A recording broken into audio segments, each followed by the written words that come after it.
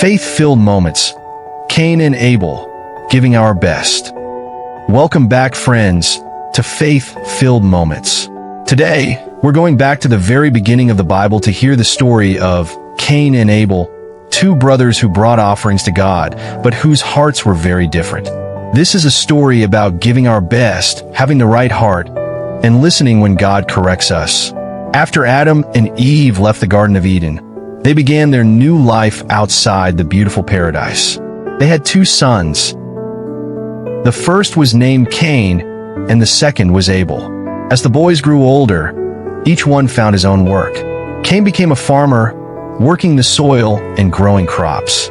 Abel became a shepherd, caring for sheep. Day after day, Cain worked in the fields. He planted seeds, watered the ground, and waited patiently for the crops to grow. Abel spent his days caring for his flock. He watched over the sheep, protected them from danger, and made sure they had food and water. Although the brothers had different responsibilities, they both had something important in common. They had the opportunity to worship God. The offerings. One day, Cain brought some of the fruits of the ground as an offering to the Lord. Abel also brought an offering, but Abel brought the best portions from the firstborn of his flock. The Bible tells us that the Lord looked with favor on Abel and his offering. But Cain's offering was not regarded in the same way. Cain became very angry. His face fell. God saw what was happening inside Cain's heart, and God asked him why he was angry and why his face was downcast. Then God gave Cain a warning. He told Cain that if he did what was right, he would be accepted. But God also warned that sin was crouching at his door, desiring to control him. God encouraged Cain to master it. What an important moment. God wasn't simply concerned about the offering Cain placed before him. God was concerned about Cain's heart. You see, friends, we can give something to God while our hearts are far away from Him. We can go through religious routines, say the right words, or perform good actions, but God wants something deeper. He wants our hearts. A heart that gives its best. Abel's offering showed honor and faith toward God. Cain, however, allowed anger and jealousy to grow inside him. Instead of listening to God's correction, Cain allowed his emotions to control him, and that led to a terrible decision. One day, Cain said to Abel, "Let's go out to the field." While they were there, Cain attacked his brother Abel and killed him. The first family in human history experienced the heartbreaking reality of death.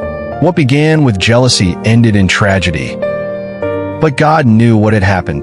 The Lord asked Cain, "Where is your brother Abel?" Cain answered, "I don't know. Am I my brother's keeper?" But God already knew.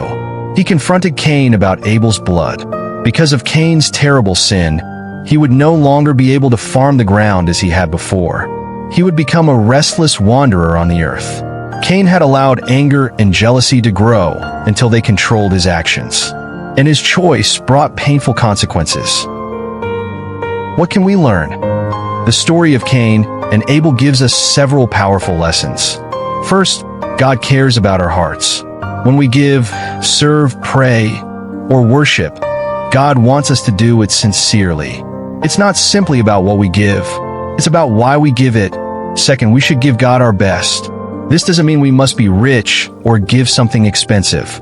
Your best might be your time, your kindness, your talents, your prayers, your service, your attention. Whatever you offer to God, give it with love and a willing heart. Third, we must deal with anger before it controls us. Cain had an opportunity to stop and listen to God's warning, but instead his anger grew into jealousy, hatred, and violence. When we feel angry or hurt, we can bring those feelings to God in prayer. We can ask Him for wisdom, patience, forgiveness, and self-control. And finally, this story reminds us that our choices matter. A small feeling can become a big problem when we allow it to grow unchecked. But when we surrender our hearts to God, He can help us choose a better path. Faith-filled moments. Friends, maybe you're wondering today, am I giving God my best? Not just the leftovers of your time, not just the leftovers of your attention, not just the leftovers of your heart. God wants you to walk with Him sincerely.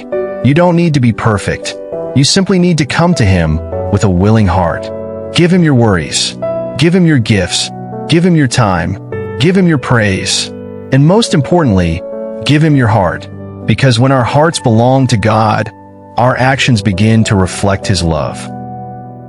So remember, friends, God doesn't simply look at what we give, He looks at the heart behind it. Let's choose to give God our best, treat others with love, and ask Him to help us overcome anger, jealousy, and temptation. May our lives become an offering that honors Him every day. Thank you for joining us for faith-filled moments.